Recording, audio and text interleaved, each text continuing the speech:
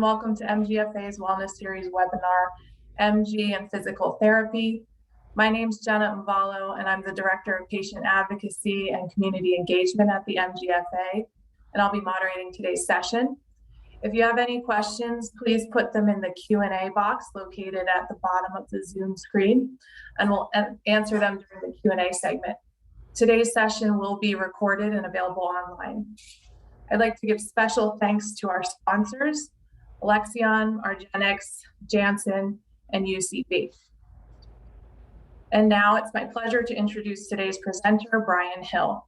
Bryan is the owner and CEO of Rehab United and specializes in therapies that manage neurological conditions such as stroke, Parkinson's, MS, and MG. Bryan, thanks so much for being here today. I'll hand it over to you. Great. Thank you for having me. It's an honor to be here and an honor to speak to you all and share a little bit about how we approach neurological conditions such as MG and, really be a resource for any of you if necessary.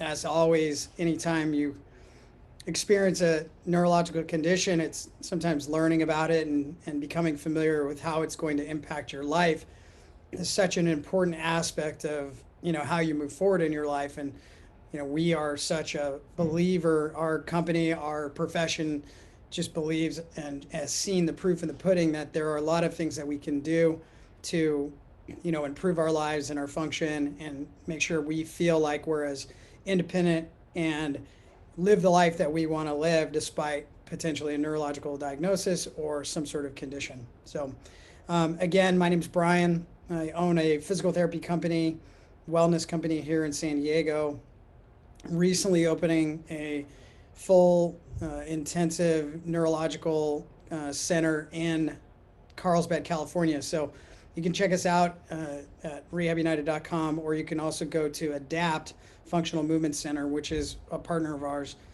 where we see everything from spinal cord injury down to Parkinson's and so forth. So very excited to spend some time with you today. I'm going to share my screen. Obviously, we will take questions here at the end, and I'll do my best to answer those. If it's out of my scope of practice, obviously, I'll let you know that. But I'll do my best. We, as a company, our philosophy is a little bit different than the traditional physical therapy, and we'll talk a little bit about that in the presentation today. But I think that is an important piece of how we navigate this and how we move forward, which is having the right practitioner take care of you. And as you can imagine, you've all been to physicians. You get diagnosed, you feel like the experience is A, B, or C, and we want to always make sure that our clients, as well as anyone that has a neurological condition, recognizes that life is not over and there's a lot of things that we can do. So again, thank you guys so much. It's an honor. I'll go ahead and real quick, I will put the web address in the chat box for you guys, and I'll do that at the end as well. Okay, so I'm going to share my screen here. Give me a second. As you'll see, my PowerPoint presentation, I'll have to modify the screen here. Okay, so first and foremost, I am a physical therapist. At one point, I ran the neurological floors at Sharp Hospital here in San Diego, floor 7 and floor 9. I've seen a multitude of diagnosis, and although myasthenia gravis is not massively common, it does show its face often, and we have really spent some time on researching how we can best help those patients, those clients, yourselves, and I'll talk a little bit about the tools we use that are a little different than what's been offered in the past. We have approximately 120 people working for us. 40 of those people are therapists, so occupational therapists, speech pathologists, physical therapists. We have psychologists, you name it, they're on our team. And again, a whole complete wellness approach is really important. Obviously, many of you are already aware of what MG is. I'm not going to go into major detail there, but obviously a weakness, rapid fatigue under your control. So ultimately the skeletal muscles are being affected and impacted, and ultimately the system is not talking to itself anymore. So the brain is not telling the muscle to work. And as many of you may have experienced, we start to fatigue or we press the system, we start doing things. And that's how we first maybe became diagnosed was, man, this is weird. I'm having this weakness. And again, what's causing that? Why is this happening to me? And then once we get that diagnosis, how do we navigate that? And today is really going to be understanding the impact of exercise, the impact of physical therapy at a multitude of levels. And I'm well aware, and as you may be, the scale of symptoms for patients with MG, clients with MG, is such a large range. And we have patients that are in the hospital in the bed, and we have patients that are moving around. I know a gentleman that recently ran a extensive marathon, a 50-miler, and that took a lot of effort to get to that place, but he was able to do so. So very interesting to see that range and that scope of what the symptoms look like and the impact those symptoms have on you, as well as the goal of improving function, because our number one goal is always going to be, how do I live my best life? How do I continue to do the things that I've loved to do? And how do I make sure I'm not overtaxing myself? And traditionally, therapy physicians have kind of had the rule of thumb is, if it's bothering you at all, just stop. And we have a little bit of a different approach because we can use the data and learn how that data affects you. And then we highly recommend that you find some professional that's skilled in working with myasthenia gravis neurological conditions and create a periodization or a programming aspect of your care, allowing you to know when to do what you're, when to do the program, when to do your workouts, and what should they look like. And I'll show you some videos today that you can follow along with as well. So obviously, exercise and function considerations. So we understand that the symptoms progress over time. Most impactful within a few years of the onset date. And we are very aware that muscle weakness worsens when we do repetition. And so we stress the massive importance of work to rest ratios and low taxing activity. So load, lower rep. And how do we do that and still gain strength and function? Because we know about what we do know about the skeletal muscle is the way to make the muscle grow and be strong is to increase the load. So that means add weight, pick something up heavy. Maybe you're thinking someone in the gym, right? But if I'm in pain or I'm fatigued and I can't tolerate that, what do I do? Secondly, we need to understand that where I might be able to go into the gym and do 3 sets of 10 or even 20, and I don't need but maybe 30 seconds rest, we would change our work to rest ratio for someone with MG. And then ultimately, what are our tools that allow us to perform activities under that stress and at the right time without making ourselves worse? In terms of the variance of symptoms, that's the biggest thing, is we have our clients track their symptoms.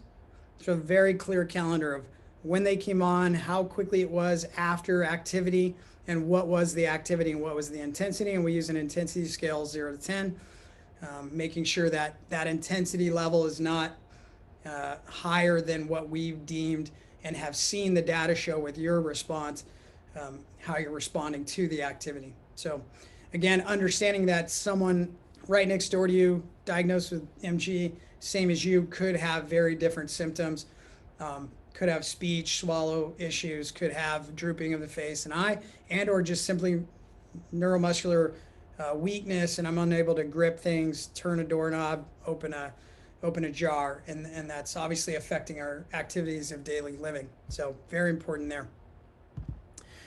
So point is, no program should look the same. Strategies must vary, and we use a program or a decision model called PST, and the P is the principles. So we understand the principles of function are things that you and I can't argue. So we understand that gravity plays a role, ground reaction plays a role, our body moves in 3 planes of motion.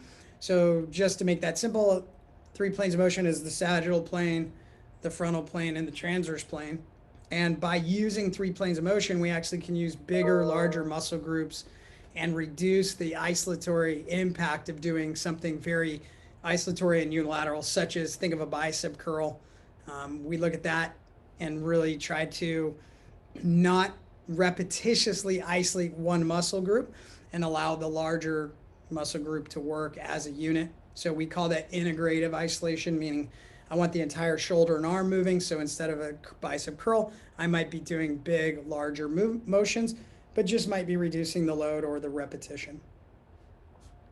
And again, we know muscle grows when it's recruited. So again, load, intensity, and fatigue. And so fatigue is the key word here. In order to get muscle to grow and to act normal, in terms of being able to recruit it at the right time and not lose power or strength, we essentially have to tax it. And then my assumption is many of you have experienced this, but if and when you do overstress the tissue, you do too much, you're paying for it. And we want to make sure that doesn't happen. So again, how do I tax the tissue in the right way? How do I create the right amount of fatigue? And what am I looking for in terms of symptoms after doing so that are safe and are within the boundaries of what we want, as opposed to, putting us out for several days at a time. So obviously factors that may worsen the symptoms. The big thing we see is many of our clients come in already deconditioned, right? Maybe overweight, maybe not eating the most healthy. We recommend seeing a nutritionist, seeing a nutritionist and getting on a really controlled diet. Often it's a vegetarian diet. I'm not a nutritionist, not necessarily recommending one or the other, but we've seen a lot of positive response to a really clean, healthy diet.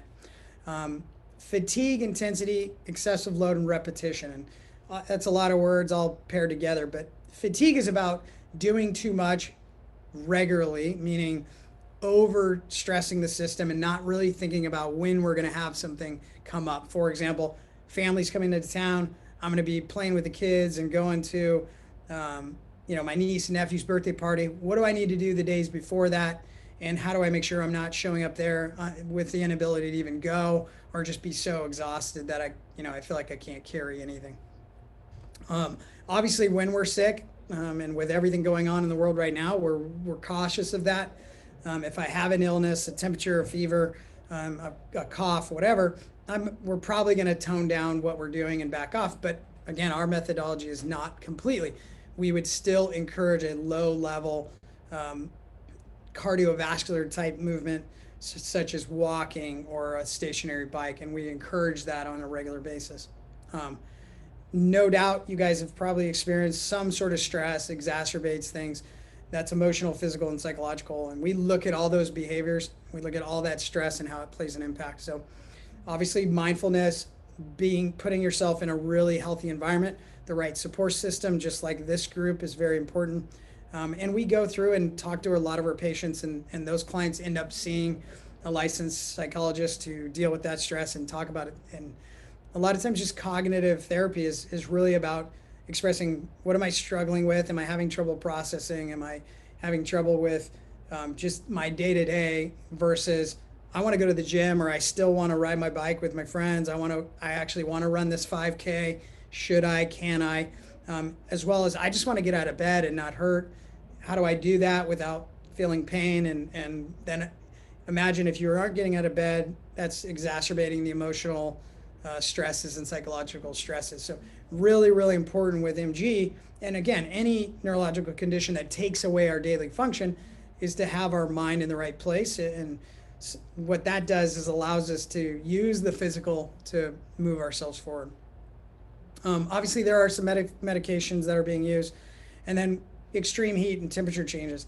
Very similar to muscular sclerosis, cooler temperatures are often better for exercise, and there's obviously cool ice jackets, there's a variety of things, but we encourage the exercise routine being done in a controlled temperature environment. So I don't have an exact temperature, of course, but definitely we've seen keeping temperatures low will allow us to have more success. All right. I'm going to show you some videos in a second, but functional considerations and goals. Independence is number one for us.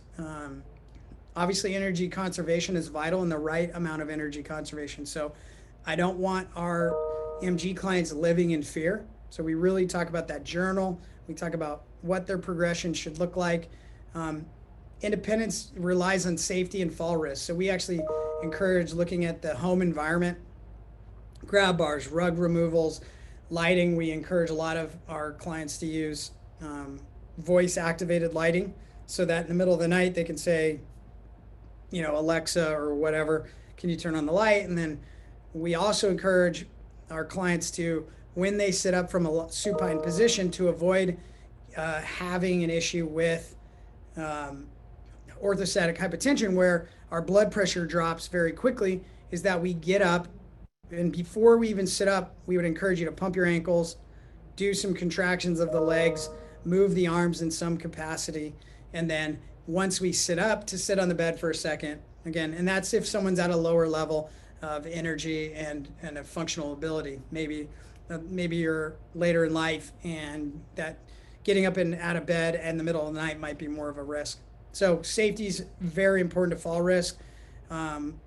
We want to make sure we're doing everything we can and preemptively preventing any of that taking place. Baseline functional capacity is really just about understanding where you want your baseline to be and what's necessary to get there. And that's just as simple as getting in and out of bed, sit to stand, to a chair, for dinner, right? That'd be one level. Obviously, safe ADLs, doing household chores, washing dishes, cooking, so on and so forth. And so our OTs, our occupational therapists, work with our patients on all of those tasks, doing laundry, so on and so forth.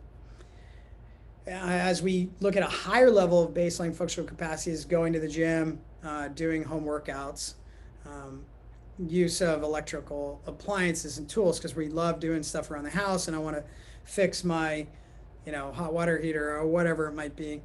And then finally, again, we talked about this previously, but mental health and mindset. So there's a free app called Tovi, Tovi.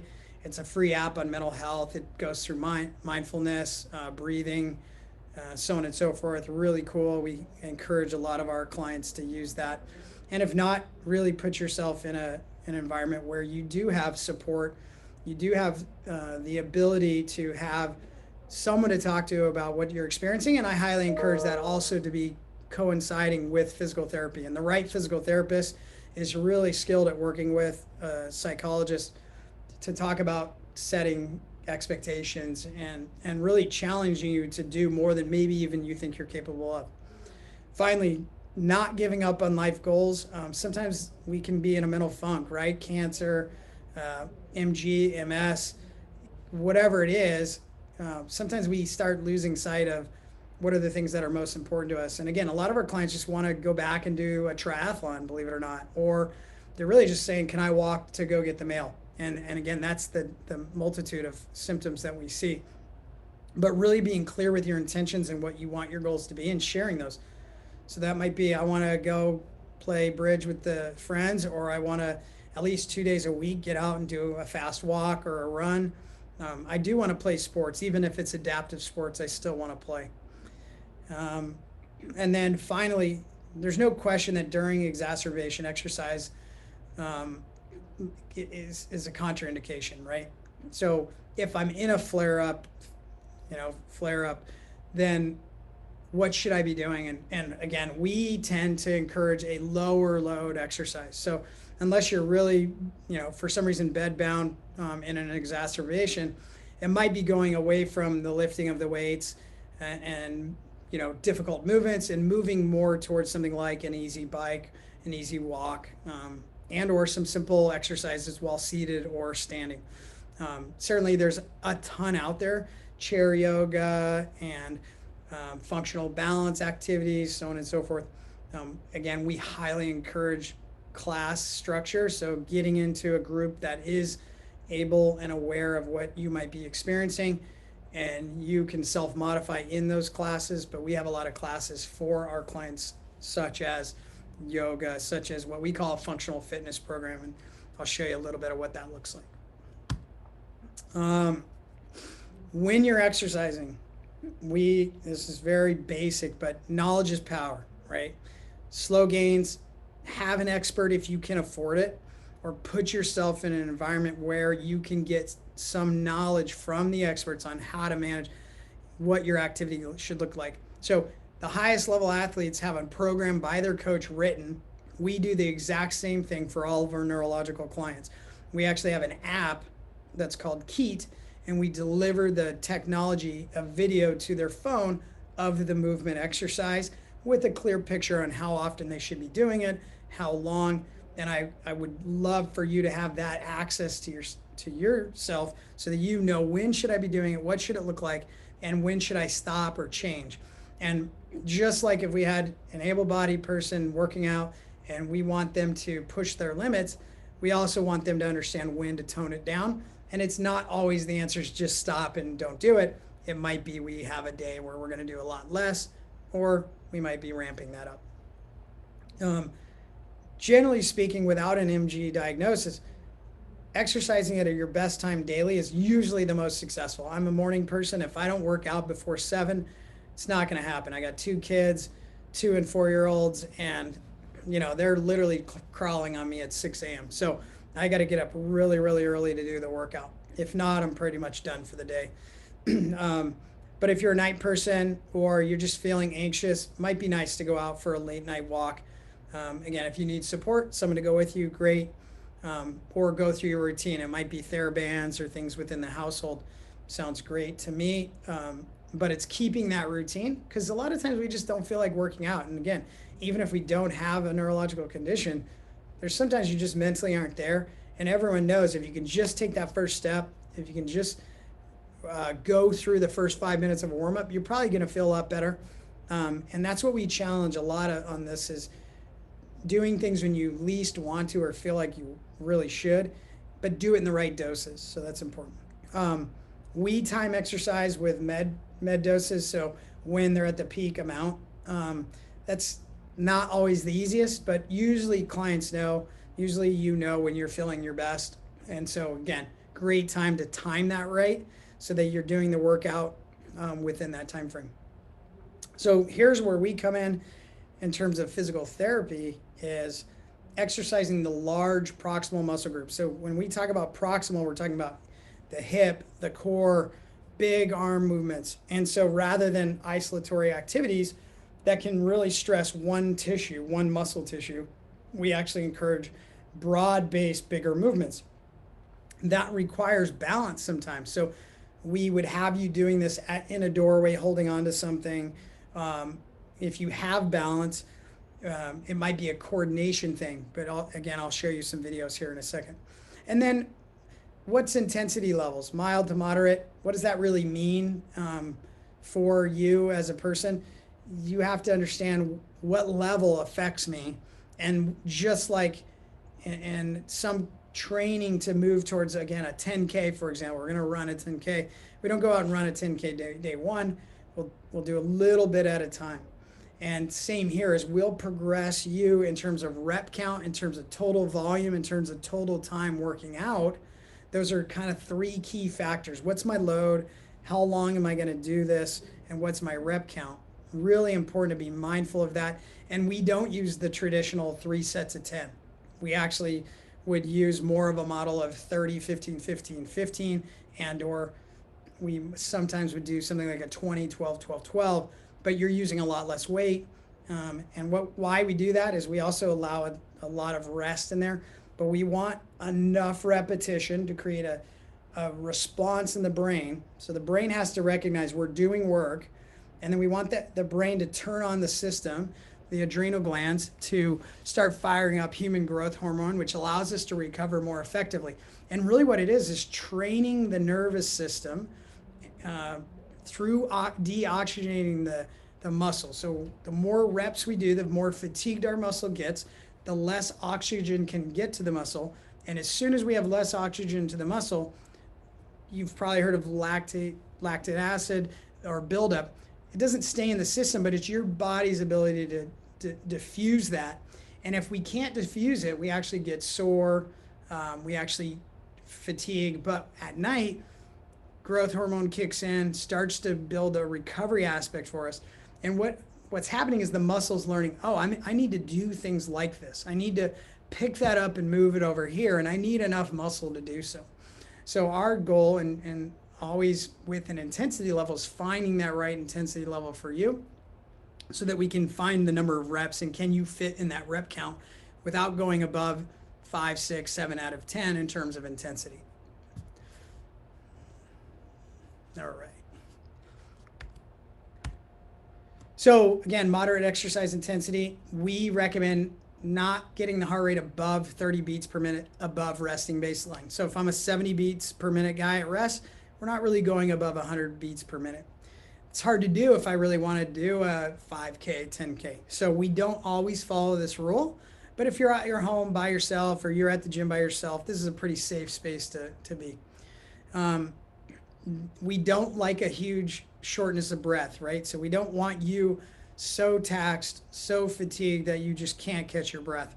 And again, this isn't a hard, fast rule. Sometimes I want the client fatigued and tired, and hearing them get out of breath is a positive thing for me, except for I'm going to give them much greater rest than maybe the next person that doesn't have MG. I don't want to see drooping of the eye, mouth. I don't want palsies. I don't want fatigue to that level. So we shouldn't have this rapid decline during our activity or during our exercise routine. We should create a routine that allows us to build up to it and ramp up to it and then sustain that for the length of the routine. And if we can't do that, that's telling us we're either doing too much of a load, too many reps, too much intensity.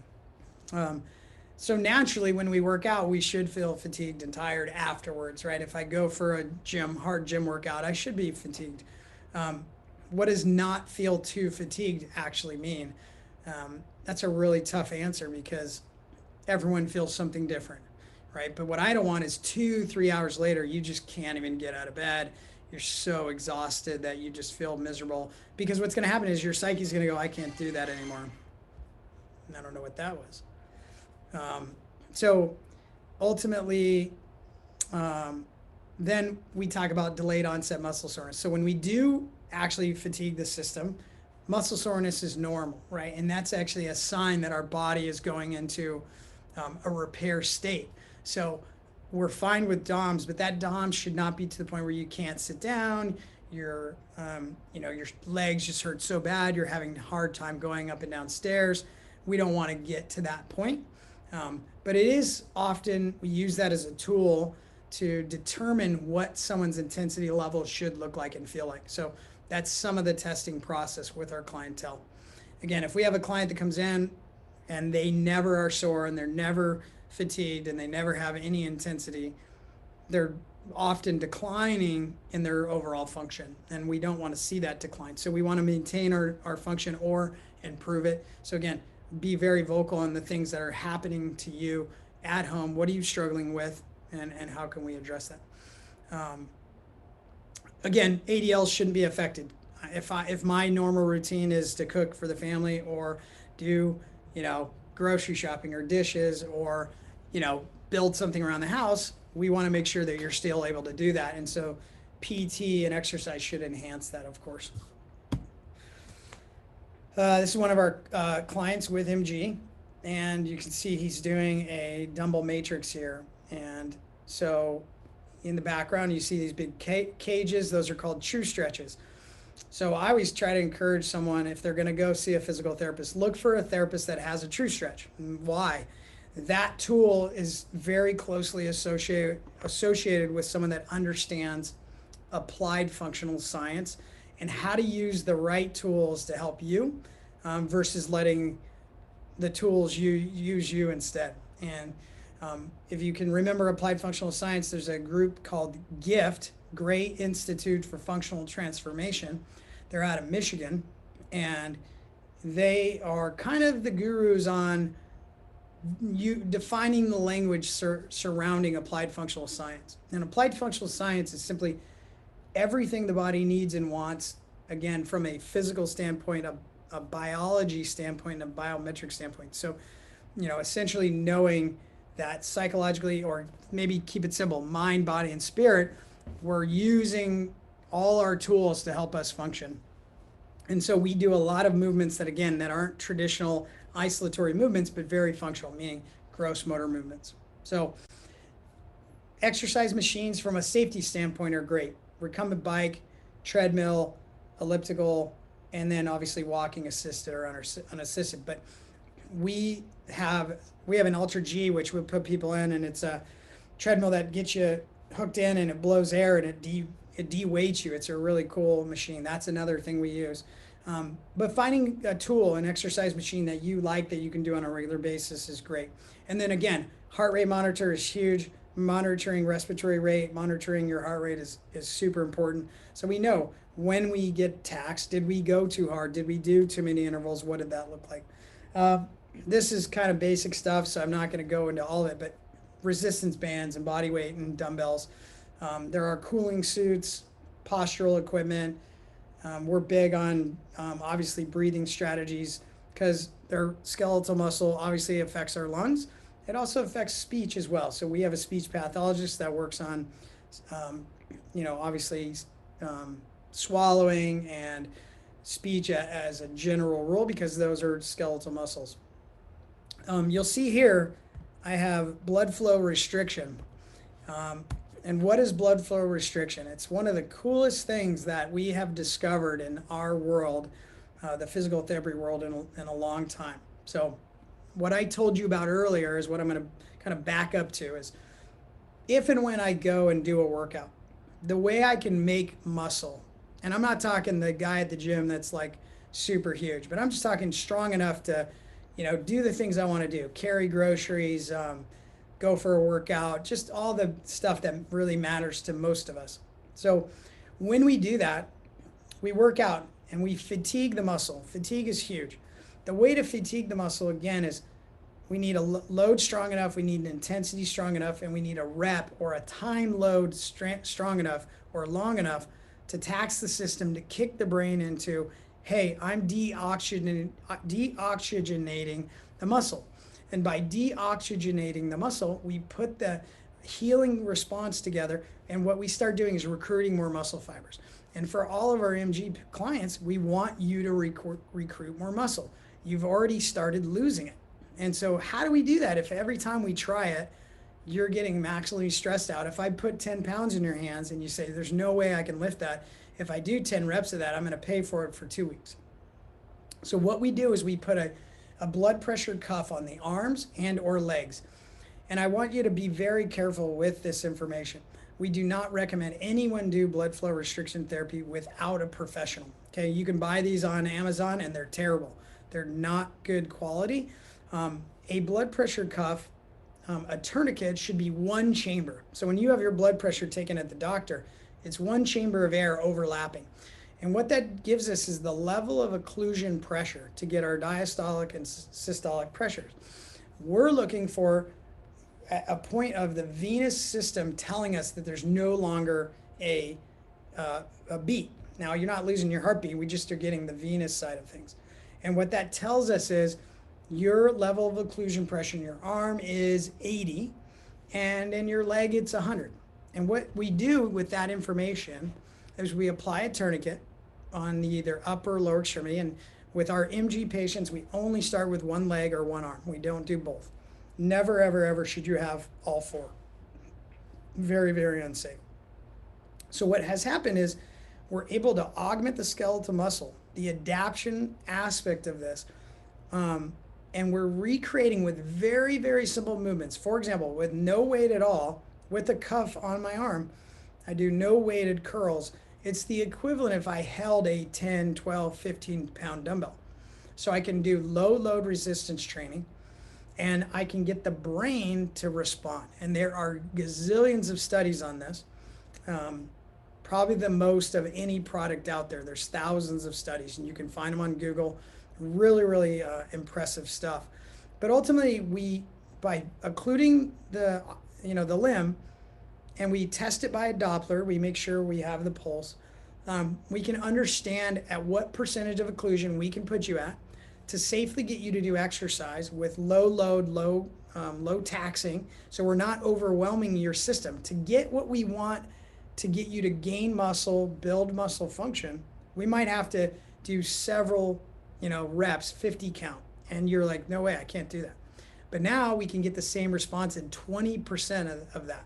So if it takes me 100 reps, right, to get to that point, I can do 20 and get the same benefit. It's outstanding. And I would highly encourage you, if you're at that point in your life where you can do some big functional movements, that this would be a very good tool for you. Now you're saying, well, what if I'm bed bound or I can't really do much at all, and maybe I'm just doing some exercise in bed? You actually can get the benefits of blood flow restriction laying there doing no muscle activity at all. And there's a bunch of studies on bone density. There's a bunch of studies on the impact of atrophy or lack of atrophy that we get by using blood flow restriction. So you can imagine, if I stop doing workouts, I stop doing functional activities, I stop working out and using my muscle, what naturally occurs? The body says, you don't need that many muscle fibers. We're going to start to shrink that muscle. And you feel like, man, where did my legs go? They're wasting away. I can't even grip anything anymore. That is not what we want. So we have been able to, again, use blood flow restriction to prevent atrophy. And I could go on for about 3 hours on this, but very, very cool tool. We use two companies. One is called Smart Cuffs. The other is called H Cuffs. And we have to be certified to use it. So those people certified would be really good resources for you if you were interested in assessing how that it works. Now, once I have someone trained, I will give them the cuff to go home and do it at home, because we often are doing cuff work 4, 5, 6 times a day. And it wouldn't be realistic for you to drive into the physical therapy office that many times. But again, there's different modes there. We use a 3 by 5 minute cell swelling technique. So the cuff's on, you're not doing anything, and it's pressured up to about 80 to 100% of occlusion, and you're just hanging out there. You deflate it, let it recover, and repeat that. And it's really, really impactful for our clients. They see a lot of benefit without overtaxing the system, which is great. So that was very exciting to share, because I know how much that could impact a lot of you. Okay, as I said, I'm a physical therapist. Not every physical therapy joint is trained in neurological conditions, but there aren't as many outpatient services. So many of you probably gone in and have seen a PTOT, speech, potentially in the hospital. Really, I think I'm a big believer in why we opened our neuro center, was to allow people to leave that hospital setting, come into an environment where they feel like, wow, this feels more like a gym, and I'm seeing people move around. I feel good about that.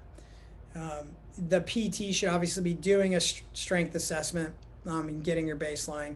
Flexibility, mobility. If you need assistive devices, that's what we're trained to do, and we can do so and help you. Is that a cane, a walker? What's necessary for you to be safe? We do often do safety assessments of homes, or at least talk to you about what is your home environment, make you bring in pictures of what that looks like. Because what we don't want is you're weak and then you fall and hurt something and break something. And, the one thing you absolutely want to do is keep anyone and everyone out of the hospital, because when people end up going to the hospital, there's a lot of issues that are hard to overcome sometimes. So coordination, development, endurance, activity is super important. Transfers are massive. Again, we use blood flow restriction. And then, as I told you earlier, applied functional science is really a key name and number to where you should be finding your practitioner, because PT, interestingly enough, has a very old school approach. We didn't require CEUs until the last 10 years. So really trying to push the science forward for our clients and not live in the past of the way we used to do things. So again, that's hard to kind of describe, but if it doesn't look, smell like you're doing something functional, maybe the value is less to you, because you're like, well, I can lift my leg up and down. That's not helping me go up and down stairs. And my concern is I got to get up 3 flights of stairs every time I come home. So we should start to do things that look and feel like what you need to do to be successful in your day-to-day. So speech is a big consideration. So anywhere we have muscle function loss, again, we can have diaphragmatic loss, so breathing can be more difficult. Speech is a big one. So change in voice quality, decrease in the ability to articulate so people can't understand us when we're exacerbated. And obviously swallowing is a big deal. So super important that if you're having any speech issues whatsoever, that you find a speech pathologist that can help you with that. You'd be using the same methodology. So again, for example, BFR, even though we have the cuff on the arm or the leg, the system's being affected the same way. So we will have people with a blood pressure cuff on going through breathing activities, voice quality, training drills, eating and swallowing while they have the cuff on. And so that same concept is in place. Very, very important that you're very aware of it, mindful, because some of the symptoms are obviously choking, which is a very dangerous thing. But obviously it's frustrating if you're just trying to communicate like you always have and you're not able to. And a speech pathologist is highly trained not only in just speech, swallow, stuttering, etc.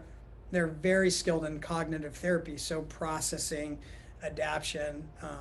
They're very skilled in really working with the client on how they go about their day-to-day and the impact of speech on everything else. So again, I would highly consider that. I thought this kid was a little cute kid, and it's like every journey of 1,000 miles begins with a single step, focused on one step at a time and not being overwhelmed or stressed out by this, and recognize that this is one step towards you becoming your best self, and you can overcome this. Might take a lot of due diligence and a lot of work, but there's a lot you can do to improve your function. And we learn new technology all the time, like I said, and so there's new things out there that might be able to help you in some capacity. I am going to share a different screen here and let you guys see some of the activities we do. Give me just a second. Okay, so this is a little bit more complicated one, so I'll start with a different one here. Let's go here. Okay.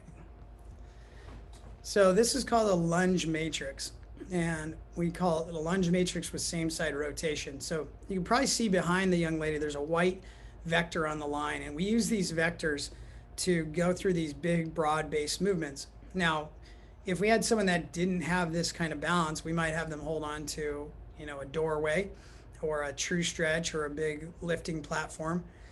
Using the dowel and creating rotation is getting the neck, the shoulders, the mid-back, the hips all working as one. So really, really good exercise. And anytime we use the term matrix, that means we're using all three planes of motion. And those three planes of motion might actually be too much for someone to start, and we might start only with the sagittal plane, which is the forward vector, and then lateral, and then rotational vectors. A lot of people have issues with shoulder function and shoulder movement. This is called a 3D pendulum with a dowel. Notice she uses her hips, squats into the position, and then her left arm is doing the work and driving the right arm overhead. So that might be an active assistive activity. Active assistive activity. And then you'll see she's going through all three planes of motion. We get a lot of hip motion, and one of the things you'll notice about that hip position, that simulates a gait position, so we actually want the hip to translate. So even though she's working on her shoulders, you'll see she's working on single leg balance there. She's working on a hip translation at the same time, getting overhead motion, which we need. Reach up and grab a glass, or get our arm into our sleeve and get our arm, our shirt on, things like that.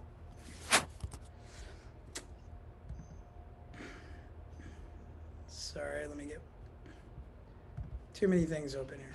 So single leg balance is a really important piece of the puzzle. This is a alternating matrix, so it's called a single leg balance reach. Now this might be, again, a higher level activity, but we can do this with a toe touch, we can do this with a hand hold, we can do this using a walker. We have, even though these patients, these clients, these demonstration team members are members of our team, we have clients that are 80 plus years old, MS, MG, any sort of diagnosis, doing things and activities just like this. So, all right. So that is, get this stuff out of your way. So that's the basics, and obviously we can open up for questions, and happy to answer any questions you have. I mean, there's 41 people in the chat, so. Yeah, we got a lot of questions that came in, Brian. So we'll kick it off.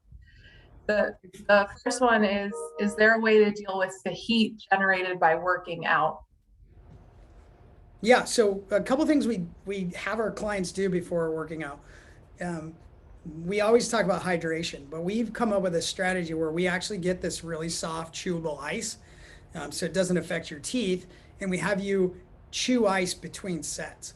So what we do is we start the workout with getting the core body temperature down, which is the opposite of what you would do with any normal athlete, right? If you're gonna go, we just watched the Olympics, and we would have the Olympic athlete warm up, get the muscles all warm. We still are doing that, but we're doing it at the same time of getting the core body temperature down. There's other strategies, would be just the room has got to be a lot cooler. And then sometimes we're okay with the heat during the workout, but we use a cold bath afterwards. So you've probably seen out there, there's all these essentially aftermarket tubs that are cold water, and they're very good tools. Again, anytime you're dealing with water, be safe. You know, you don't want to get in it and freeze and all of a sudden drown. But we use it a lot for our team members. So cold baths are really a nice tool as well. So, you know, and basically I'm seeing this, my neurologist said 74 degrees is max temperature we should be in. I don't think there's the perfect number, but certainly if it's 75 degrees in the room, we would not want you working out in that room. So hot yoga typically is not a great tool for us. But getting core temperature up is okay as long as we know how to get that core temperature down quickly. Okay, so we use a strategy where if I have you do these lunges between sets, I mean, you walk over and instead of drink water, we have you chew ice. It's a really good tool. That's great. This is a question that's come up a couple of times, and it's, is there a resource to find physical, occupational, speech therapists who are experienced with treating myasthenia gravis patients in different areas?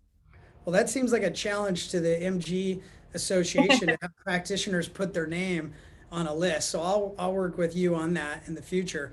So if you go to, again, I brought this up at GIFT, Gray Institute for Functional Transformation.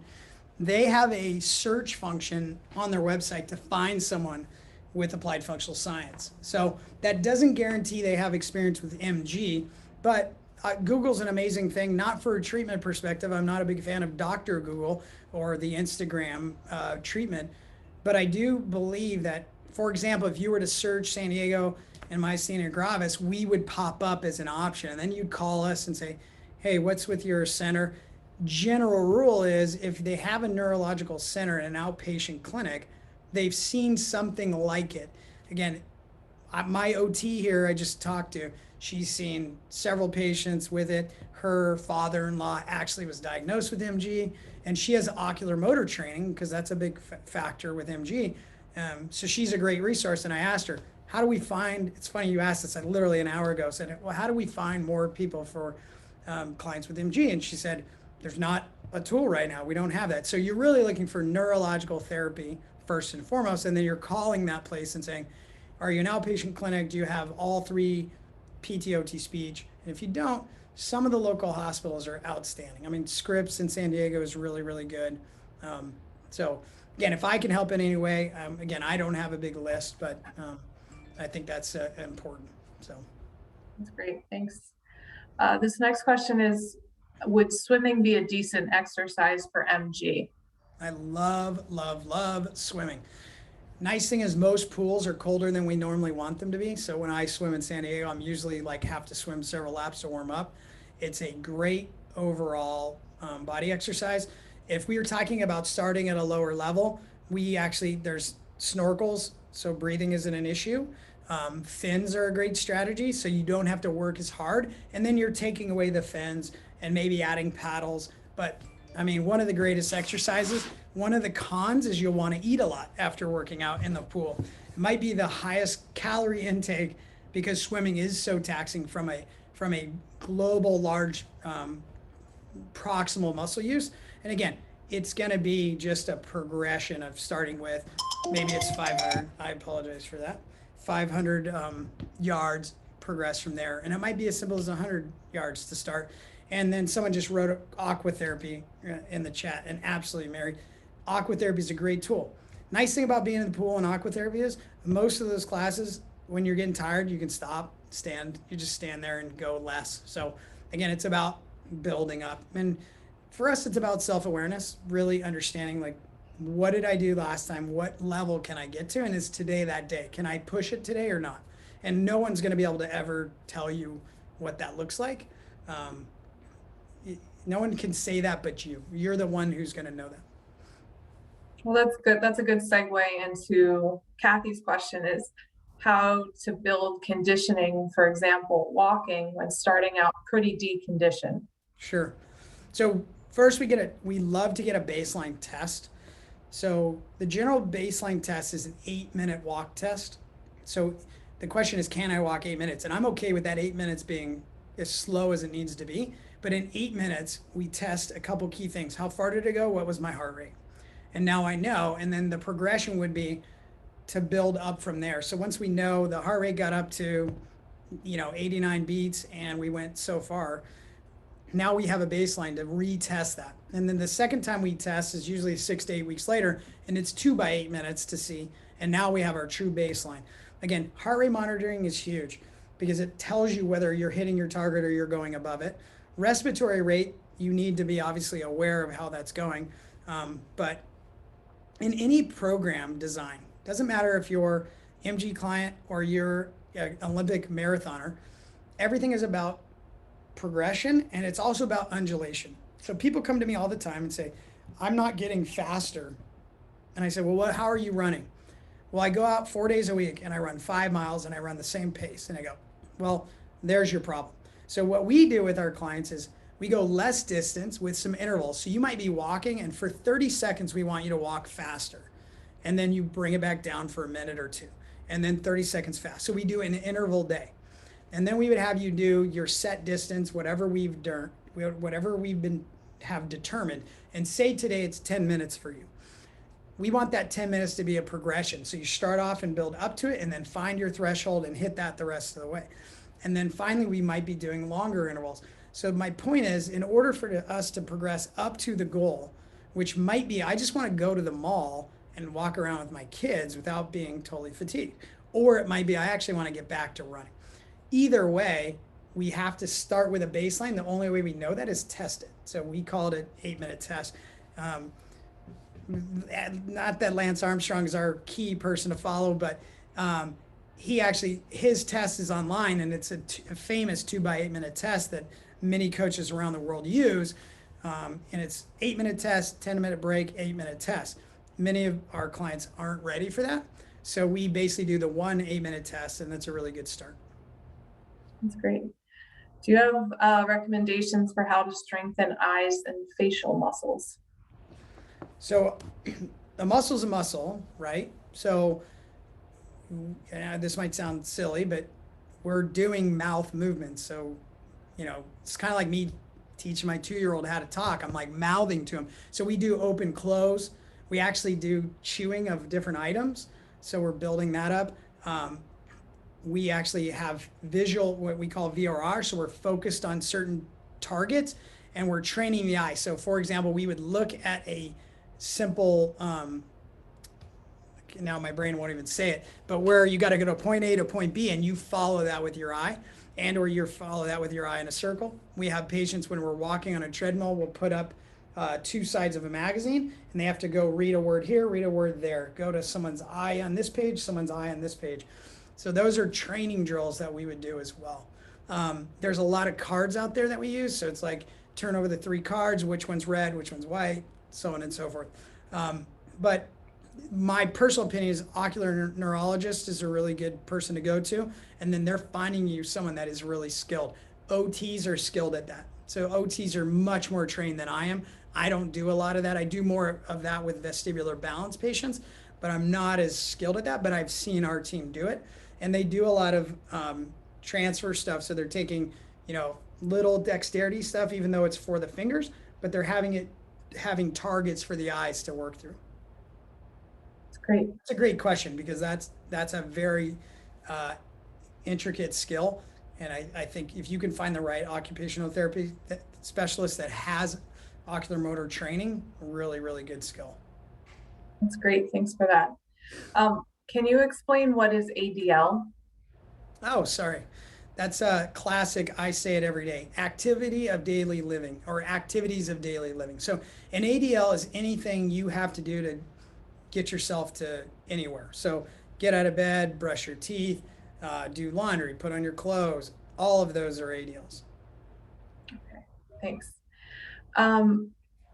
This next question is, can reps be repeated, and how many times can you? How many times can we repeat reps? Yeah. Yeah, so again, no perfect answer there. We use a methodology of this 30, 15, 15, 15 count as our baseline. So think about that. That's not a lot of reps, right? So you're talking 75 reps. So again, that's under low load, low intensity. So what we think about when we progress or change someone's program is the higher the load, initially the lower the rep, and or the lower the load, the higher the rep we can go. We want muscular endurance. And so muscular endurance usually is triggered by greater than a certain number. And for us, instead of counting 10, 15, 20, what is your fatigue factor? So I will say to someone, put this up and down until you have fatigue, and then you can count and do 5 more. That's how we get to the fatigue factor. Again, that fatigue is not 100% fatigue. So we don't call that a 10 out of 10. So we don't let people get to 10 out of 10. We would say 7, 8 out of 10 is our max. And that's that fatigue factor where, man, I don't want to hold my arm up anymore, but I'm not going to die if I keep doing this. So I'm going to do a few more, and then I take a break. And then you find the next set, maybe you're not even getting to 15, you only get to 12. But again, fatigue is a great tool for us if used in the right way. And again, fatigue can sometimes be misinterpreted, right? As I can't even walk out of the gym. That's not the fatigue we're talking about. Fatigue is muscle burn, right? So how do I get that muscle burn? I'm lifting the arm up. And we like it is, if I do this, for me to get that shoulder burn is going to happen a lot faster. But if I do kind of a full functional pattern, I can actually get the muscle to do more muscles to do more often, and now I can get, a little farther along. Great. How important is stretching? Well, 99% of our world is too tight. No one walks into me and says, you know what, my hip flexors are just way too loose. It's just so rare, maybe in a gymnast. But so we look at there's something in our body called proprioceptors, and they're amazing. There's 8 different types, and they're in the muscle, the tendon, the joint, and they tell us where we're at in space, how far we are. So like if I close my eyes and I put my hand here, I can match it. That's a proprioceptor telling me right arm's here, left arm can match. When our proprioceptors are off, we struggle with that. And so when we mobilize tissue, we actually prepare it to do more work. So take a slingshot, for example, and you want to have power to shoot a rock, and you can't even pull that sucker back. You're obviously not going to be as prepared. We also know that we heal better when we have the proper mobility. So the tendon muscle relationship is really important.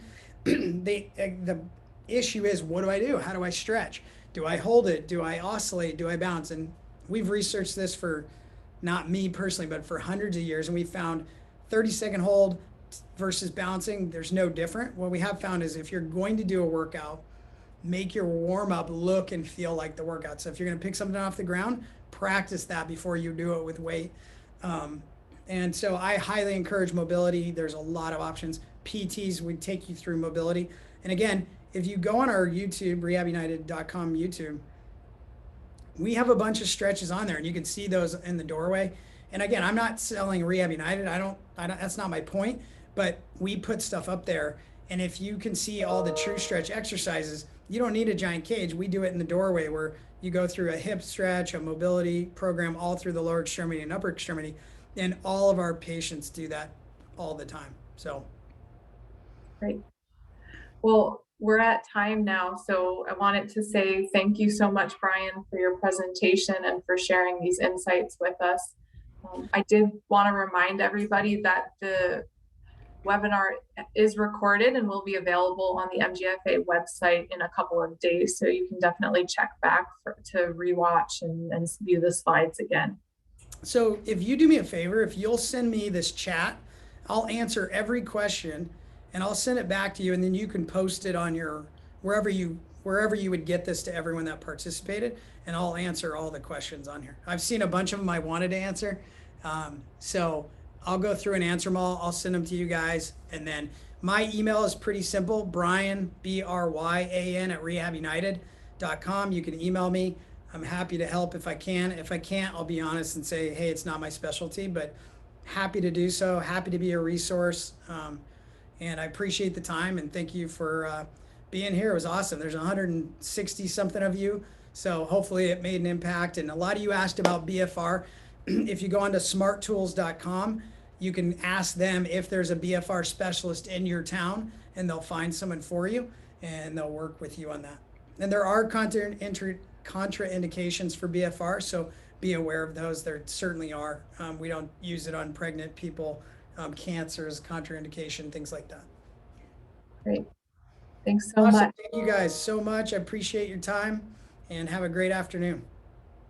Bye-bye. Great.